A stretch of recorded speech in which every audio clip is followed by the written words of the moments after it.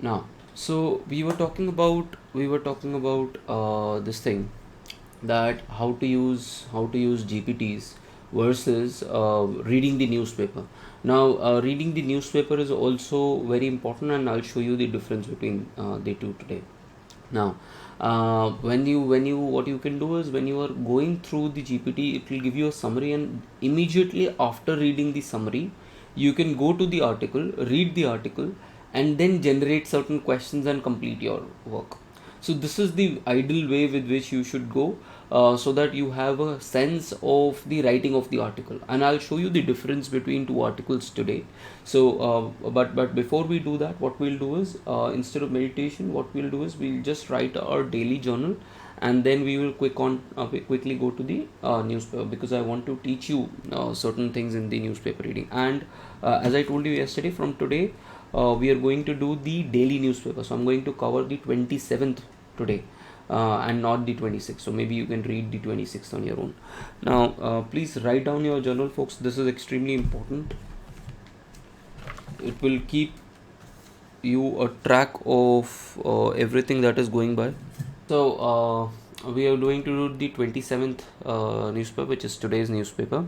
Now, this again, what this will help you is that you will be immediately able to read today's newspaper, so that we are not running behind any schedule. Now, first of all, outgoing Dutch PM ruled to lead the NATO as war in Ukraine grinds. Now, again, I told you, using GPT and non-using GPT. So these are articles which are of very factual in nature. So something that is factual in nature, you can use GPT, and you can then start asking questions GPT regarding this. Now, for example, so what I done was, I sent the article to Foro, and it gave me the entire thing. Now, I will also also tell you that how this it's different from reading the article. Now, everything that is there. Now, what has happened is that there is this new NATO chairperson that will be selected. He's called as the Secretary General. Secretary General is the highest position in NATO. Now, this particular position is now going to the outgoing Dutch Prime Minister, Mark Rutte. Now, the other thing is that the kind of environment that he has come into is extremely critical, because of the fact that the Russia-Ukraine war has been now going for almost 2 years. Apart from the fact, there is other issues, that some of the Eastern partners are actually quite sick of the entire war, and that is that some kind of fatigue is coming within certain Eastern partners. And apart from that, you have the looming threat of Trump coming in. So the article basically talks about what exactly is the situation, and he will succeed Jens Stoltenberg, and how Ukraine is, how this particular organization NATO is extremely important, especially for the entire NATO countries, and especially for Europe, which is on the forefront of the war. Then the other thing is, this particular person has been very vociferous and very strong in terms of a stance against Vladimir Putin, and his consistent support for Ukraine, which is for and you have to understand that the leader of NATO comes with a consensus. So all particular members have to make a consensus on one particular person, and only then that person will be elected. Now, this is something that I did not know from the article. So what I did was, I was quickly writing it, so ignore all the typos, but I said, how is the NATO chief elected? So when it gave me all the consensus ways, that how consultations are there, how discussions are there, and it is by North Atlantic Council. Now, the other thing is that once you are reading this, you should also note that what is this North Atlantic Council, because every year you will see certain organizations coming. So I read this, and I immediately asked that what is this NEC, and I might have read it quite a few years ago, but I wanted to note it again. So I now remember that it's the highest political body in terms of political decision making. And then who is represented? It's basically the ambassadors of each country who are represented, and then you have these ambassadors and foreign ministers and all other things, and they basically come together and then select the NATO chief. So this is where, this exactly is the position where your GPTs will be helpful, but it will not be helpful once you come to other kinds of articles. Now I'll show you that as well. So that kind of information you got, and then you can easily read. It's just like a 2-minute read. But what is important is not this thing, but if you don't know about NATO, you research about NATO, and it's better than a Google search. Then Assange lands in Australia as a free man after signing US deal. I mean, you must be aware of Julian Assange. There is a movie on, I think, Netflix on Julian Assange. I'm forgetting its name. Maybe let me. Yes, I think it's the Fifth Estate. So you can go through this movie called as the Fifth Estate, and that's a wonderful.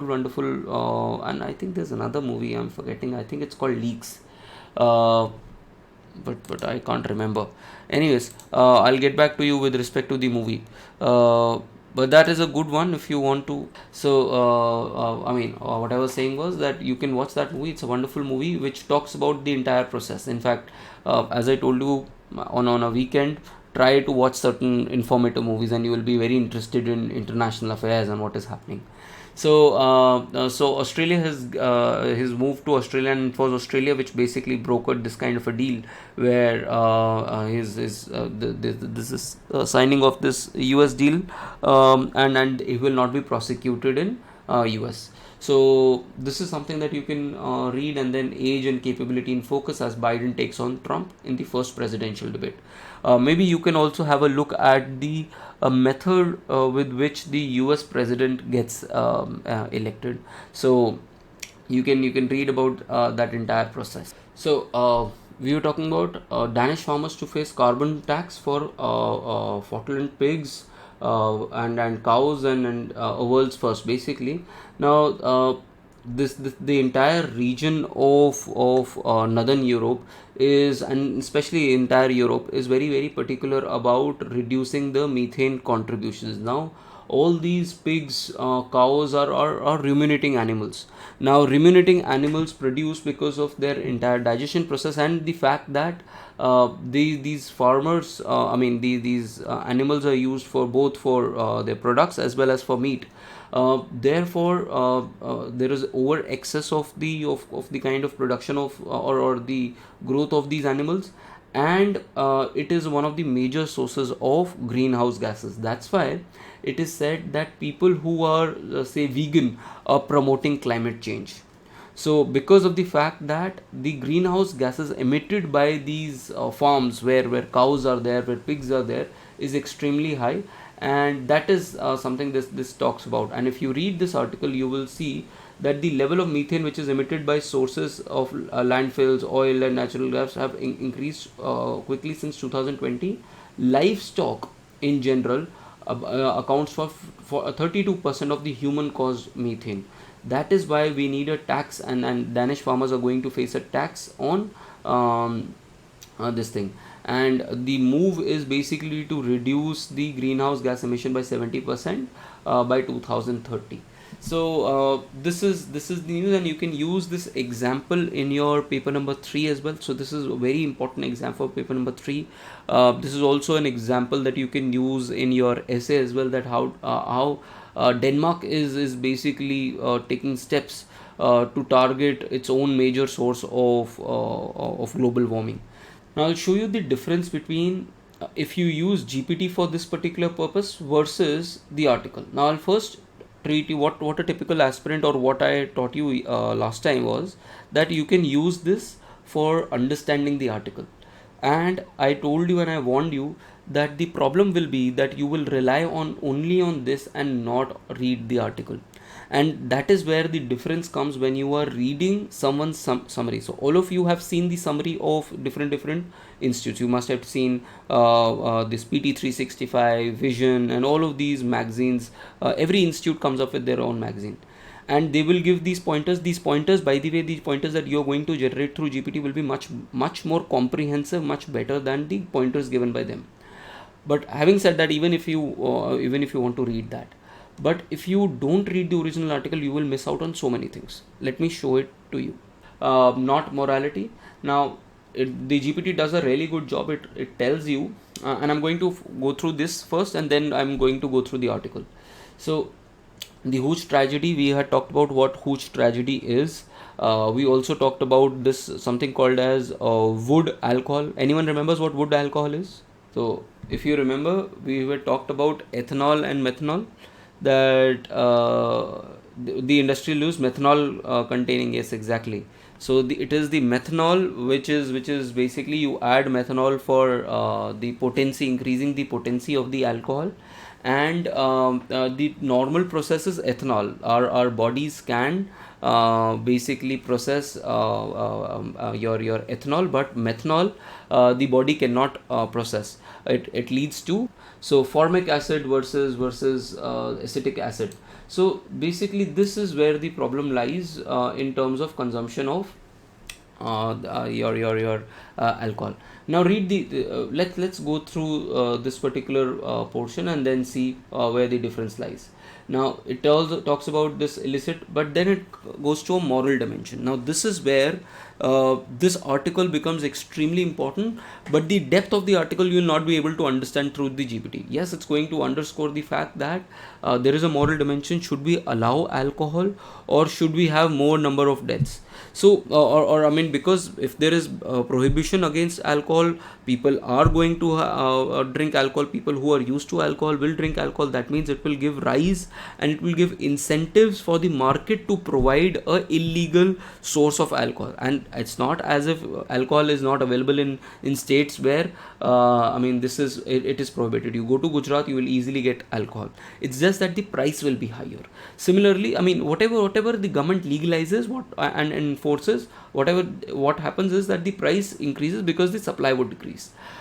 But at the same point of time, once we push this under the rug, once we push this entire issue, when we are taking a moral stance over there and we push this under the carpet, what happens is that there is other dimension which rises, which is the legality of it.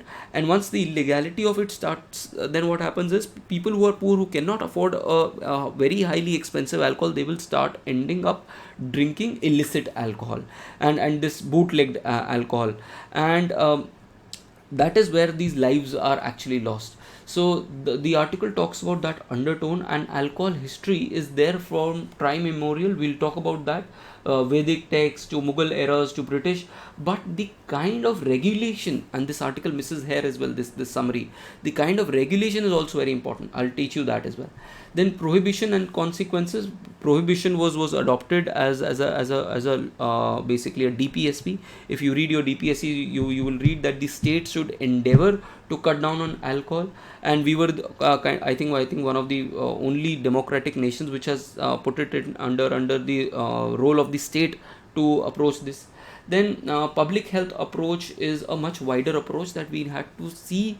I mean, that how to this thing basically the public health approach is to see that the larger vision, that public health is more important as compared to some highs of morality, that we are a morally more or a better country. So this is, we need to regulation, we need to have this successful regulation versus individual freedom.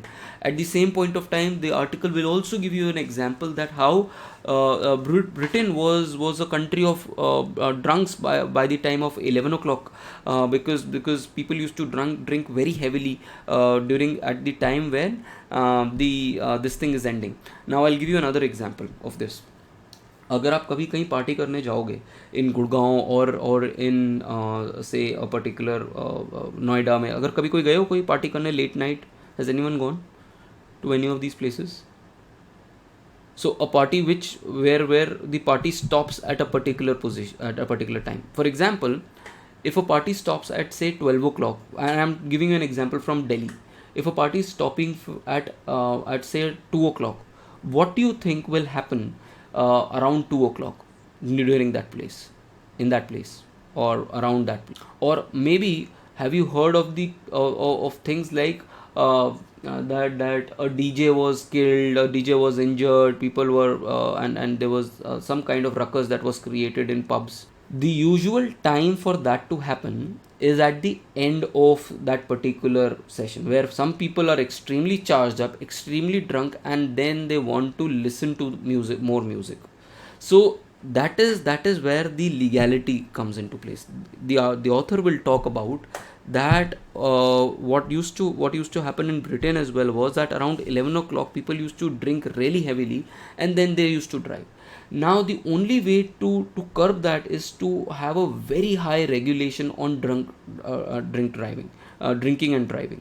So what you need is a comprehensive regulation, that you need to have open spaces for drinking, but at the same point of time, any drinking in excess and anything that has an implication on public at large. If you're drinking at your home, that's all right, but if you're drinking in public, you cannot drink in excess and be a nuisance to others. That is where the overall regulation lies, and this article talks about that. Now let's go to the article. Now see this. Now the difference. Now India's recurring tragedies which lead to countless life lost and maimed are from traffic accidents to to monsoon flooding, and the state is basically unable to enforce the laws. Now some of these tragedies are moral dimension that lurks behind the surface. Now see the quality of writing. The moment that you read certain kind of article, you will see that there is this difference in writing, and this is what I can also adopt while reading my newspapers. So the idea is not to only gain information from here, but also to learn how to basically write articles, how to basically go through narratives. Then there is a moral dimension that lurks behind the surface, and that there is no better example than the recurring calamities due to consumption of illicit alcohol. Then it talks about alcohol, and then see how it is argued the two sides. In large part, but deaths due to poisoning because of illicit alcohol are limited to handful of countries, among which India ranks at the top. But a large part is because of the conflicting relationship that the state has with the consumption of alcohol. This is where he brings the moral dimension, oscillating between sledgehammer condemnation of alcohol as a simple symbol of decay of cultural values on one hand, and embracing the forward-looking modernity in which citizens are entitled to enjoy personal freedoms on the other. This is how your essay writing should also be, that how you are able to compare two sides of a story. I can understand that you cannot write such language in maybe in ethics now, but maybe you can give this in pointers, because in ethics you have to complete the paper, but in essay you can show this depth of your answer. Then again and again arguing both sides, and then you argue both sides, that how the alcohol as is a part of our culture as well. So alcohol is a part of our culture because if you see, it is found in Vedic texts. You must have heard about somras.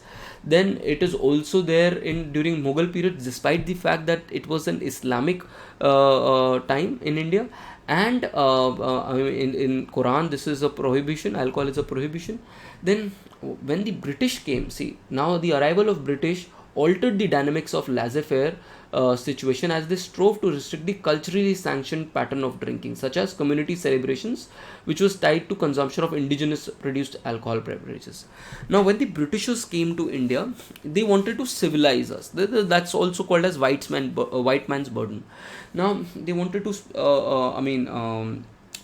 civilize us, and they saw that the alcohol, the local toddy that we are producing, the local alcohols that we are producing and using them extensively during our festivals, they were not in favor of that, and they said that we should be introduced to their standard of drinking, which is gin and tonic and whiskey. So gin, tonic and whiskey is something which is not our own production. That we have borrowed this from the US, from the Britishers, and it was an industrial process rather than a process that is done in the village side, it became an industrial process, such as you can see distillation of industrial quantities, and it also became a huge this thing source of taxation. In fact, you can also understand that alcohol has also been one of the state's most favorite item. If you see what is the Delhi liquor case, the reason that the Kejriwal is in jail is because of the fact that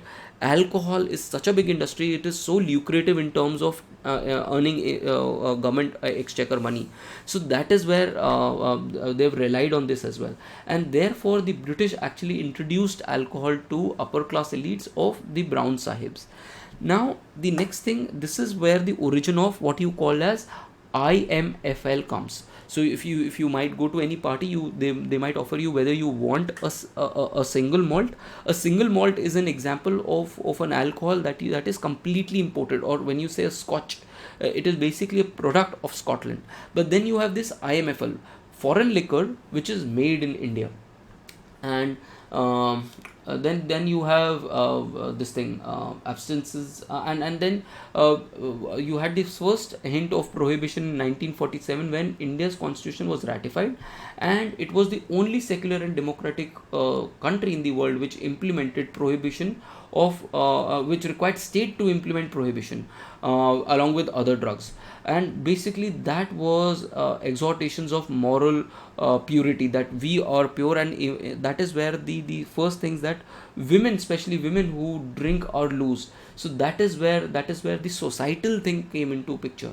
But not all states implemented it. Some states implemented it, some states did not. In fact, you also have some kind of discrimination. States like Gujarat have a very bizarre policy where the citizens of or the constituents of Gujarat are not allowed to drink alcohol. But if you are from out of state visitor, and if you are having a doctor's certificate that I have a drinking problem, so if you want to drink in Gujarat, all you need is a certificate from the doctor which shows that you are a drunkard, and because you are a drunkard you can't live without alcohol, and then you will be served alcohol in Gujarat. So this is the kind of problem that is there.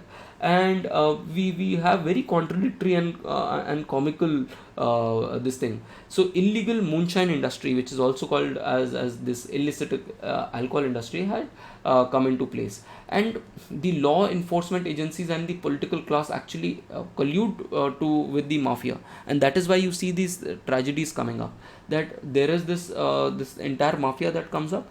And Bihar is one of the biggest examples of this mafia, as well as the fact that number of people who have been prosecuted and kept in jails are majorly poor, from the poor class. Now but we need to have a national consensus on drinking, and we need to be guided by public health science. And you can see the example with cannabis. It is because of the US pressure that cannabis was banned in India, and US is now one of the major producers of cannabis in the world. So this is another issue. Then what we should have is the zero tolerance for alcohol related offenses, such as that the Porsche heavy drinking incident of that child. Then the last part is an anecdote, and this is where your article writing becomes, an essay writing becomes extremely important. So keep this, just keep the printout of this article, and just stick it somewhere, and keep reminding yourself this is the best kind of essay that can be there, which is argumentative, where you are giving both sides of the argument, and then you are also taking a side that see, this is this you are ending at an anecdote which tells you that what is your opinion on the particular issue. So it does not matter what your take is, but what matters is how you argue that point out. So and he talks about that it was commonplace in London in pubs for a mandatory closing at 11 p.m.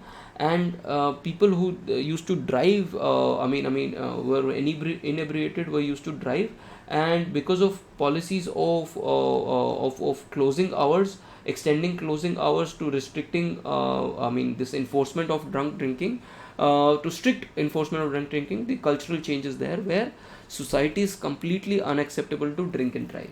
So this is how we should approach this particular thing.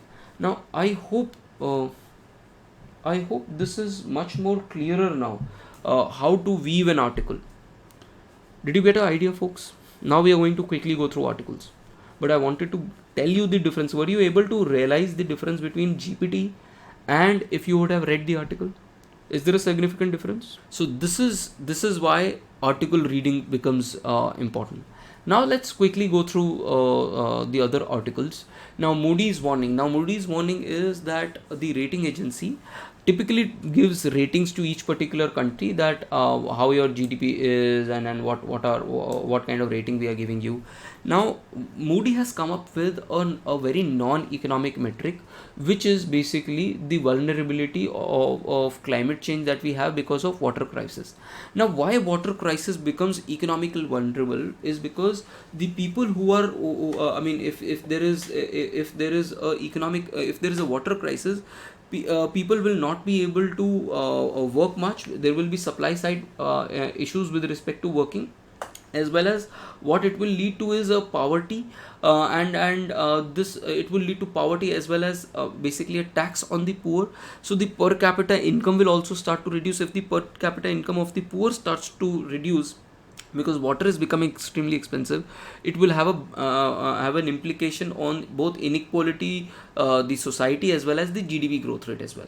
Apart from the fact is one thing is that the power generation that we are talking about in the next few years, in the next 20 years, more than 70% of that power we don't even know where it will come from. And if it's going to come from conventional sources, which will require a huge amount of water, which means that if there is water stress, we will not be able to produce much of power. And if we are not able to produce much of power, then again it has an implication on our growth. So this is something that we should know. Now now coming to what are, there are certain specifics that you need to note also, is that in general the per capita water availability that one should have is somewhere around 1700 cubic meters per person. Now the water availability has already fallen to 1486 cubic meters, and it can also reach 1400 cubic meters by 2030. Now this is again, you can also go through for this. I've already created the summary. So the water stress is high, and what we need is a supply side policy measure. Now for that you have the Jal Shakti Abhiyan. Now the Jal Shakti Abhiyan, now you also need to note what a Jal Shakti Abhiyan is. Please do your research on that, and all you need to do is just ask GPT about it, and it will tell you it's a water conservation and rain harvesting. It basically has it targets the blocks in India, the blocks and districts in India where there is very huge water scarcity. So and they try to revive the traditional water bodies and water conservation and reuse and recharge of the structures, along with watershed development and intensive afforestation. Now all the projects are done in a time bound manner, and the focus is on watershed districts. And what is more important is community participation, that the emphasis is on a cooperative model rather than a model where it's a top down approach.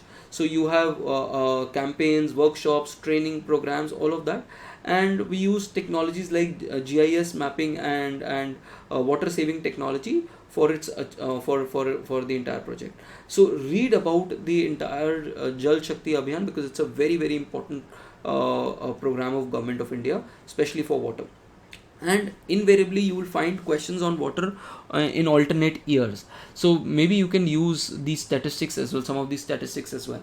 So this is the article that was there. The next article is Never Again.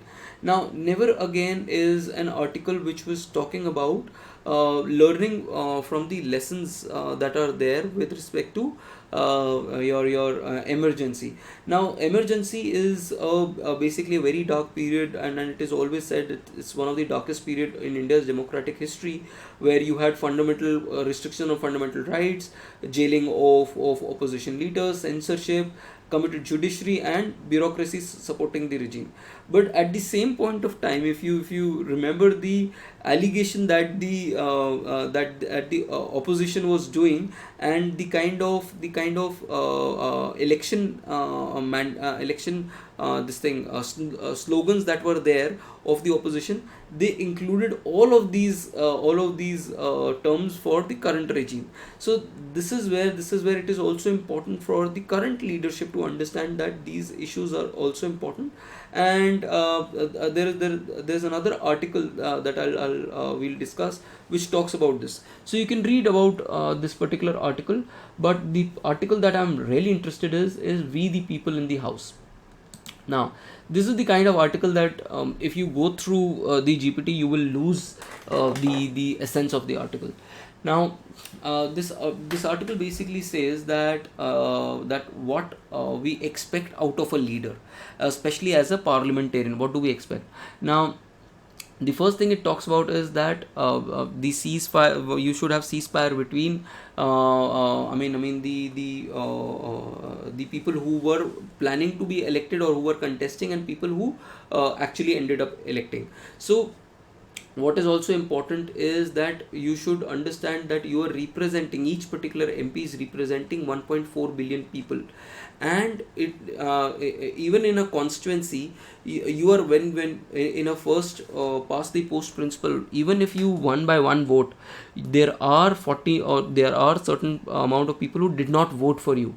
Now we need to understand that who did not vote for you, what are their issues.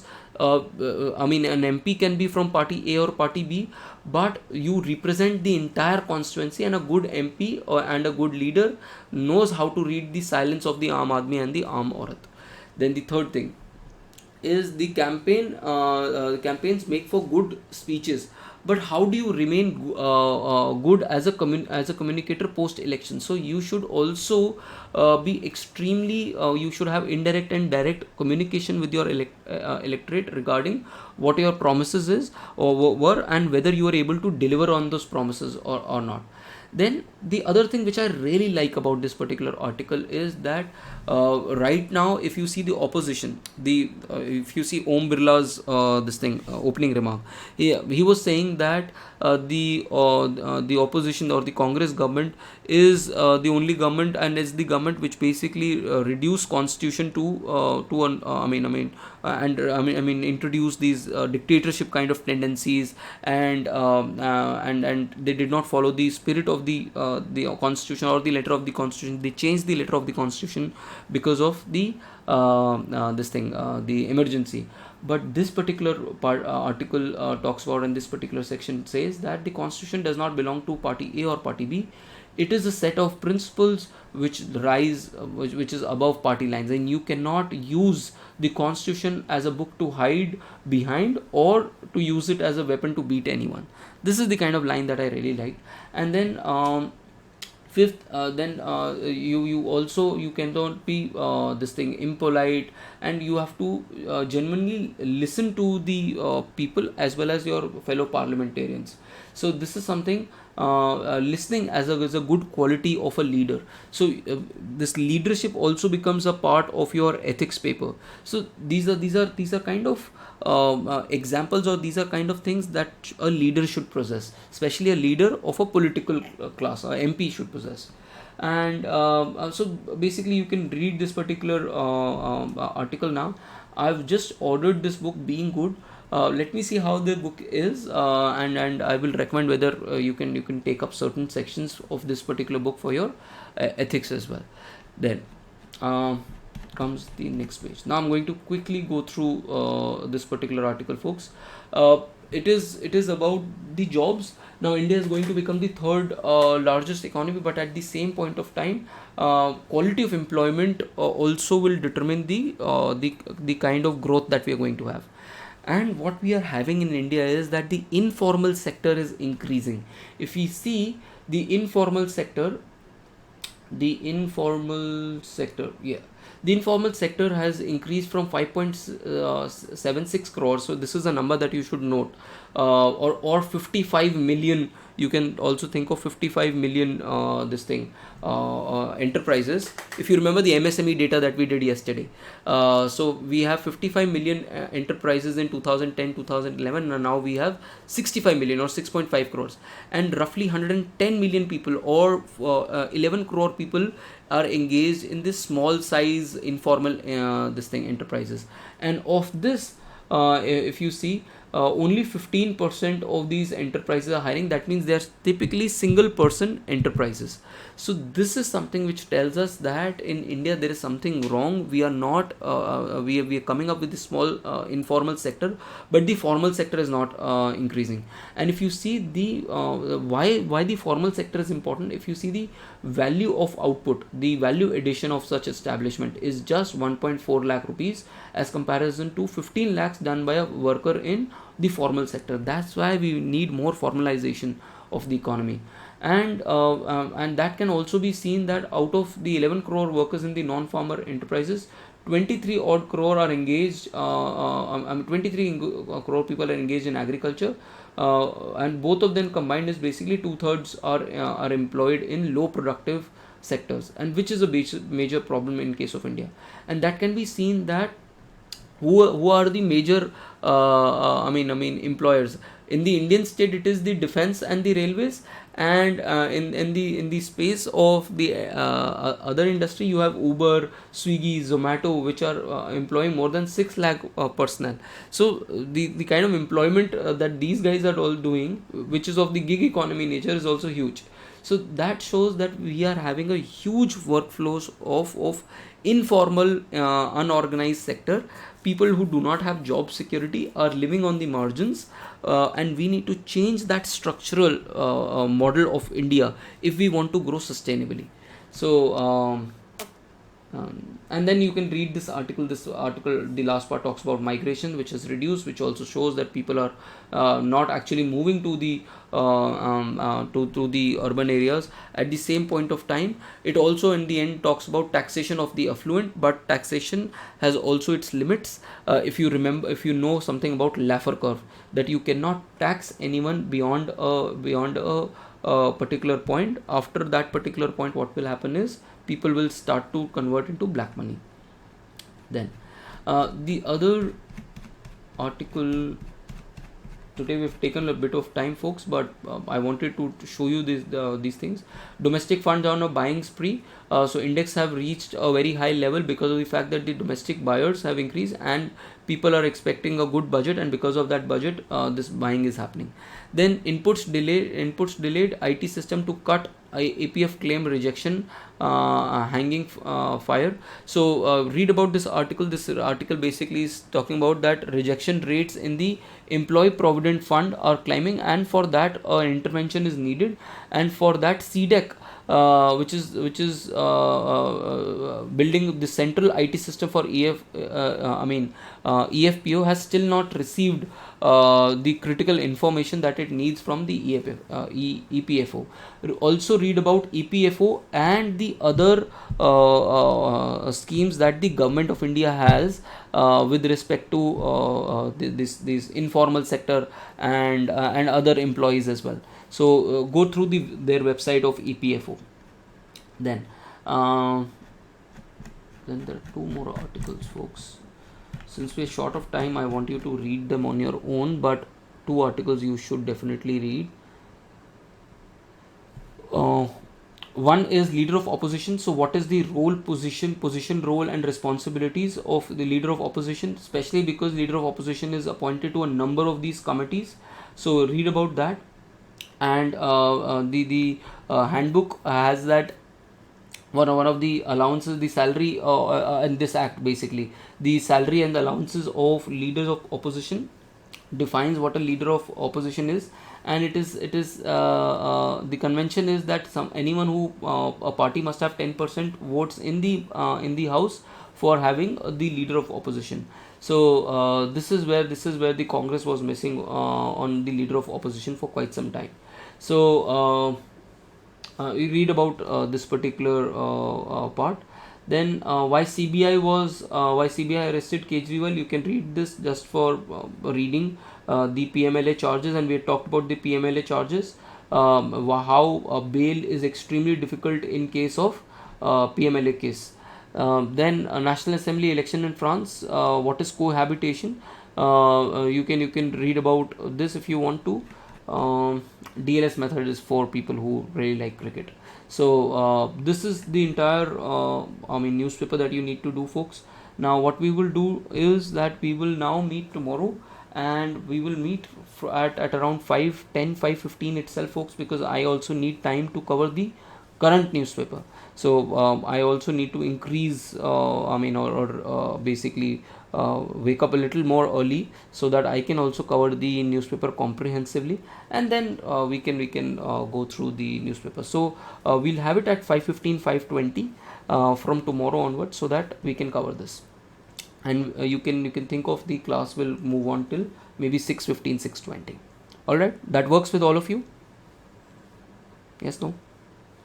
Covering the current paper, not the previous paper. All right. Okay, folks. So thank you very much. I will see you tomorrow then at same time. Bye bye.